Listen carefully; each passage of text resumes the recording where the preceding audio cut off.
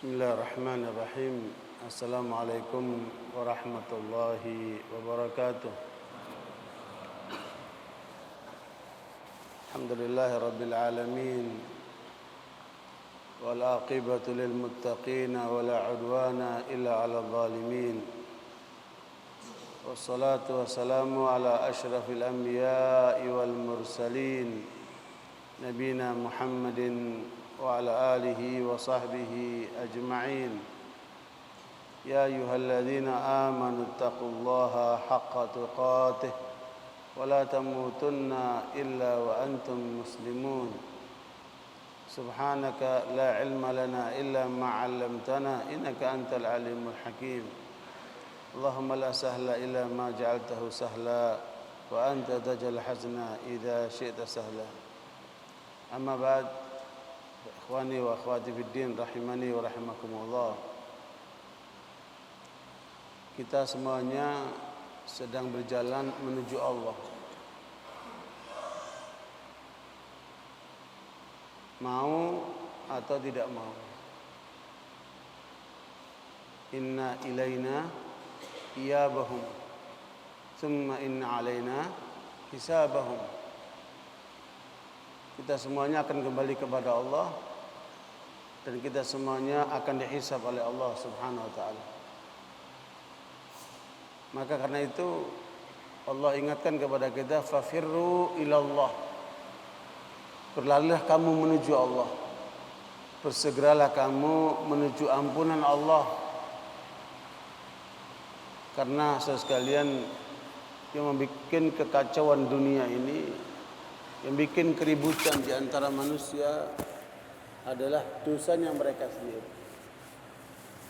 Dialah umat-umat terdahulu yang telah dihancurkan oleh Allah disebabkan mereka menentang para nabi, disebabkan mereka telah mendalimi dirinya, disebabkan mereka telah melakukan dosa-dosa yang karenanya Allah musnahkan mereka. Allah menyebutkan fakullan akhadna bidambi faminhum man arsalna alaihi hasiba wa minhum man akhadathu as-sayha wa minhum man aghraqna minhum man khasafna bil ard wa minhum man aghraqna wa ma kana Allahu liyadhlimahum walakin kanu anfusahum yadhlimun. Masing-masing umat itu, masing-masing orang akan Allah hukum sesuai dengan dosanya. Ada di antara umat yang kemudian dihancurkan oleh Allah karena banyaknya diturunkan hujan, tenggelamkan. Ada umat yang dikirim petir sehingga mereka musnah. Ada umat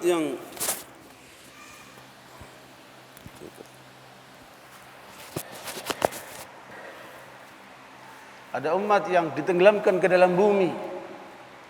Ada umat yang ditenggelamkan dengan air bah. Masing-masing Allah hukum mereka disebabkan kezaliman diri mereka sendiri. Karena Allah tidak pernah menzalimi hambanya. Karenanya sekalian, pelajaran yang penting untuk kita ambil, bagaimana kita selalu dalam posisi terus mendekatkan diri kepada Allah, menjauhkan dari segala hal yang dapat mendatangkan murka Allah Subhanahu wa taala. Apalagi kita sekarang berada pada bulan suci. Kita berada pada bulan Dzulqa'dah. Bulan Dzulqa'dah masuk kategori bulan suci. Allah menyebutkan di dalam surat At-Taubah ayat yang ke-36,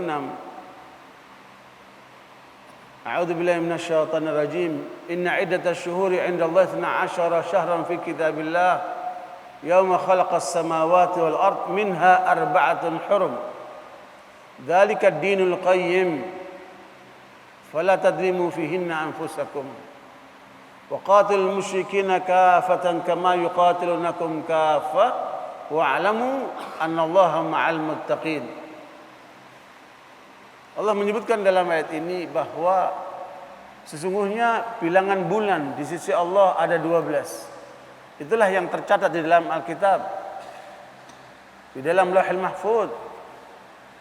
Saat diciptakannya langit-langit dan bumi, dan dari 12 bulan itu ada 4 bulan suci. Maka itulah agama yang benar. Sehingga karenanya jangan kalian mendalimi diri kalian pada bulan-bulan itu. Perangilah kaum musyrikin secara keseluruhan, karena mereka memerangi kalian secara keseluruhan. Ketahuilah bahwa Allah akan selalu bersama dengan orang-orang yang bertakwa. Ikhwan barakallahu fikum, ayat ini penting untuk diingatkan dalam kesempatan ini, karena kita sekarang berada pada bulan Hurum. Nabi SAW menjelaskan 4 bulan suci yang dimaksud dalam ayat ini adalah yang pertama Dzulqa'dah. Kita sekarang berada di dalamnya. Yang kedua Dzulhijjah. Yang nanti kita akan melihat jamaah haji melaksanakan ibadah hajinya pada bulan Dzulhijjah itu. Mereka masuk dari tanggal ke-8 Yaumut Tarwiyah ke Mina sampai selesainya nanti ibadah haji. Kemudian yang ketiga adalah bulan haram, Muharram. Bulan Muharram masuk kategori bulan suci. 3 bulan yang berturut-turut dan 1 bulan yang terpisah adalah bulan Rajab. Inilah bulan-bulan suci yang kita diperintahkan oleh Allah untuk mengagungkannya, untuk senantiasa dalam ketaatan kepada Allah dan meninggalkan dosa-dosa. Karena pada bulan suci ini para ulama menjelaskan, bila seseorang berbuat baik akan dilipat gandakan, bila seseorang berbuat buruk juga akan dilipat gandakan, karena kesucian bulan ini.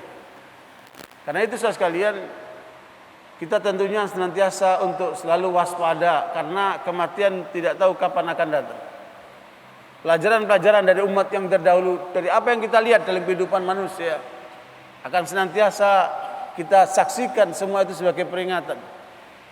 Makanya para salafus saleh radhiyallahu anhum, mereka menjadikan suatu tolak ukur apabila kendaraan mereka sudah mulai larat atau perilaku istri dan anaknya sudah mulai tidak menyenangkan, maka mereka akan merasakan di dalam dirinya ada sesuatu yang tidak beres dalam hubungannya kepada Allah Subhanahu wa taala. Nah, kita semuanya, apakah kita punya satu hal yang dapat menjadi ukuran buat kita bahwa apa yang kita lakukan adalah merupakan sesuatu yang sudah maksimal, sehingga kemudian kita akan dijauhkan dari hukuman Allah? Tidak, saudara sekalian, karena Rasulullah SAW menyebutkan kullu bani Adam khata' wa khairul khata'in at-tawwabun. Rasulullah menyebutkan setiap manusia pasti punya kesalahan, pasti dia berbuat dosa, dan sebaik-baik mereka yang berbuat dosa, yang punya kesalahan itu adalah mereka yang bertobat kepada Allah Subhanahu wa taala. Makanya Allah ingatkan kepada kita, fadzakir fa inna dzikra tanfa'ul mu'minin. Ingatkan kepada kaum mukminin, karena itu akan sangat bermanfaat buat mereka. Peringatan-peringatan lewat kajian, lewat khutbah, lewat ceramah, lewat nasihat, semua itu akan bermanfaat buat kita kaum mukminin untuk senantiasa kita lebih dekat kepada Allah Subhanahu wa taala. Karenanya saudara sekalian, kata Ibnu Qayyim rahimahullah, dosa itu ibarat racun. Dia meracuni kehidupan manusia. Anda bisa bayangkan bagaimana kematian si Mirna itu karena racun sianida yang ditaruh dalam kopi, itu menjadi berita nasional. Siapa itu Mirna? Apa yang terjadi dengan dia? Sesuatu yang sepele sekali, nggak ada kaitan kita dengan mereka. Tetapi mengapa media-media begitu mengangkat sedemikian rupa, seakan-akan ini berita besar, berita nasional, padahal berita kecil. Siapalah seorang Mirna? Tapi itulah kenyataannya, kita dicekoin dengan pola-pola seperti itu. Saya nggak tahu apa di balik semua ini. Mengapa berita sekecil itu menjadi berita besar, sementara berita-berita besar ditutup oleh mereka sedemikian rupa?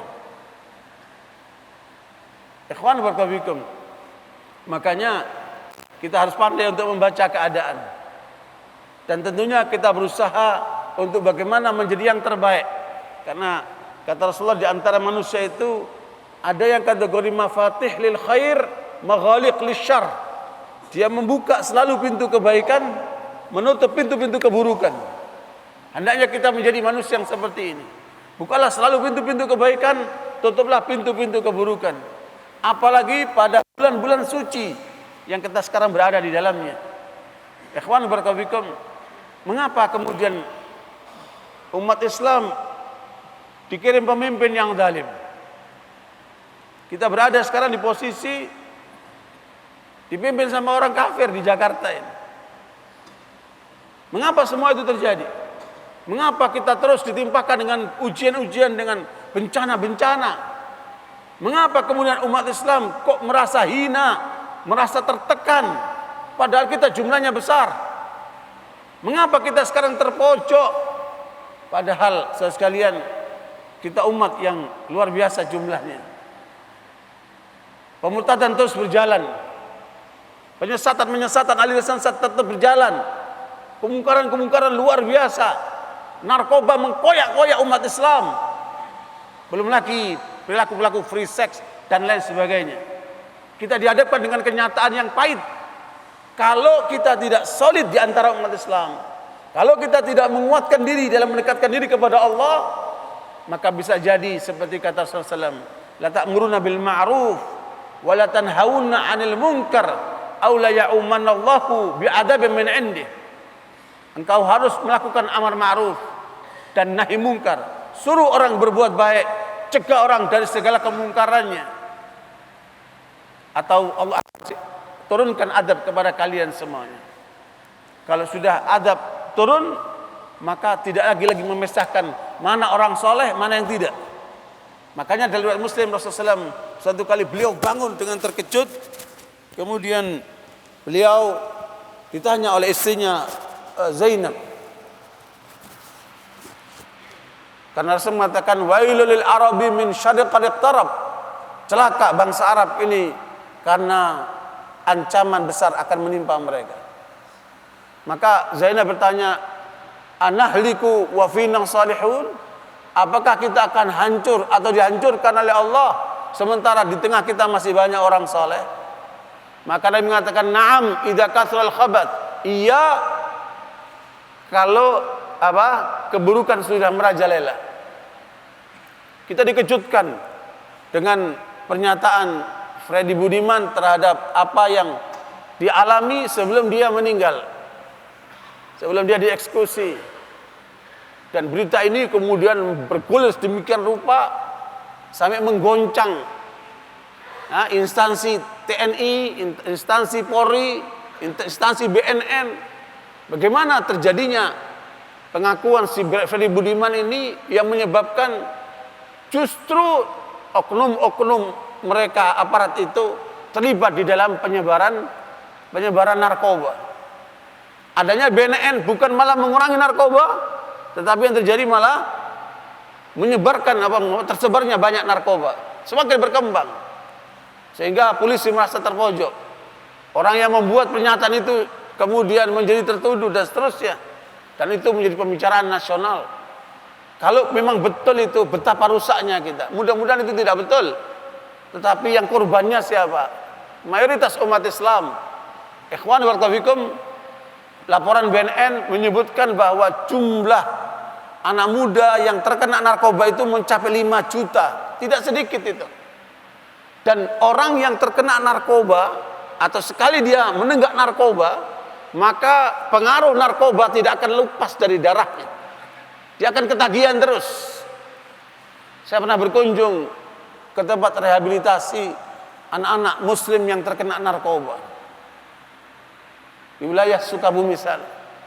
Kemudian saya ketemuin mereka, saya dialog sama mereka, apa yang menyebabkan mereka terjerumus ke dalam narkoba. Ternyata sekalian, yang terpenting dari apa yang mereka ungkapkan, kurangnya kasih sayang orang tua. Bapak-bapak, ibu-ibu sebagai orang tua, jangan jauh dari anaknya. Dekatlah sama anak-anak kalian, karena kondisi sekarang ini sangat mengkhawatirkan. Ada seorang bapak-bapak guru sekolah guru sekolah SD, datang ke saya menyerahkan 19 pulpen narkoba.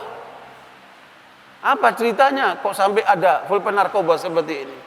Kata bapak itu, ini pulpen narkoba Ustaz dibeli sama anak-anak murid saya yang belajar di tengah Jakarta itu. Pada saat mereka sedang istirahat, ada penjual pulpen itu di depan sekolahan, mereka pada beli 1.000 rupiah. Pulpennya cakep-cakep. Kemudian anak itu menggunakannya, kemudian tiba-tiba pada teler anak-anak itu. Kira-kira 19 anak itu. Mereka teler. Ternyata diketahui itu sumbernya dari baunya pulpen itu. Pulpen yang sudah dimasuki unsur narkoba. Na'udzubillah min dzalik. Belum lagi yang bentuknya permen-permen atau makanan-makanan yang memang sengaja dijual untuk merusak anak-anak umat muslim. Ini yang harus kita waspadai. Jangan anak-anak kita sembarang makan. Karenanya sekalian, sebagai orang tua, hati-hati terhadap anak-anak kita itu. Itu tanggung jawab yang Allah berikan oleh Allah kepada kita, supaya jangan disia-siakan. Jangan sampai nanti menyesal seperti seorang bapak yang tampil di televisi karena anaknya itu terkena narkoba. Dia berusaha sedemikian rupa untuk menyembuhkan, ternyata semakin jadi anak itu. Sampai bapak itu mengeluarkan 2 pistol. Satu untuk anaknya, satu untuk bapaknya. Kita mati bareng-bareng, kata dia. Itu disampaikan di media terbuka sekalian. Karena sudah cekeh melihat anaknya. Dipukulin anak itu, diapain anak itu, tetap masih terkait dengan narkoba. Apakah anak itu salah? Anak itu tidak salah. Yang salah siapa? Orang tuanya. Karena anak itu ada lembaran putih, saudara sekalian. Tergantung orang tuanya. Mau dibikin apa anak itu? Dan ternyata ketika anak itu tidak mendapatkan kasih sayang dari orang tuanya, kemana dia larinya? Ke teman-temannya. Ketika dia jatuh ke teman yang salah, teman yang rusak, teman yang bejat, maka kebawalah anak itu ke dalam kehidupan teman-temannya itu. Disitulah terjadilah kerusakan-kerusakan yang sudah sulit untuk dibendung. Dan yang terjadi hanya air mata, penyesalan yang terjadi. Sudah nasi jadi bubur. Sebelum itu terjadi saudara sekalian, makanya jaga anak-anak kalian. Sekarang kita lihat perkembangan pesantren luar biasa pesatnya. Kenapa? Karena banyak orang tua khawatir kalau anaknya sekolah-sekolah di tempat umum itu nanti menjadi rusak seperti keadaan yang ada. Karenanya saudara sekalian, ini menjadi tanggung jawab kita bersama. Ya, apa yang Allah berikan amanat kepada kita, apakah itu anak, apakah itu harta, ataukah nikmat-nikmat yang lainnya, jangan lupa Allah menyebutkan wabtaghi fima ataqallahu daral akhirah wala tansa nasibaka minad dunya wa ahsin kama ahsanallahu ilaik wala tabghil fasada fil ard innallaha la yuhibbul mufsidin. Kata Allah, gunakan yang Allah berikan kepadamu. Apa yang Allah berikan kepada kita? Kita diberikan kesehatan, kita diberikan nikmat Islam, nikmat iman, kita diberikan akal, kita diberikan ilmu, kita diberikan karunia-karunia lain yang luar biasa, termasuk adanya istri atau suami atau anak atau kehidupan-kehidupan yang dimudahkan oleh Allah. Semua nikmat itu untuk apa kita gunakan? Jangan sampai kita salah, karena Allah mengatakan gunakan untuk akhiratmu yang pertama kali. Wabtaghi fi ma ataqallahu daral akhirah. Yang Allah berikan kepadamu dari segala bentuk kenikmatan. Para ulama membagi kenikmatan menjadi 2. Yang namanya usulun ni'am, kenikmatan yang pokok. Kenikmatan yang pokok itu tidak termasuk harta, tidak termasuk istri, tidak termasuk anak. Karena itu masuk kategori furu', cabang. Kenapa? Karena tanpa itu kita tetap hidup. Tetapi yang tanpa itu kita tidak bisa hidup, itulah namanya kenikmatan usul, yang kategori pokok itu. Baik yang pokok maupun yang cabang, Allah berikan kepada kita tidak terhingga, saking banyaknya. Tapi untuk apa semua itu? Kata Allah, gunakan untuk akhiratmu. Ini yang Allah ingatkan. Anda juga bisa mengunjungi Facebook kami di facebook.com/amanahinsanmadani. Atau bisa tonton kami di youtube.com/sahabatyamima. Dan follow Twitter kami di twitter.com/@sahabat_yamima. Sahabat Yamima, peduli dan memahami.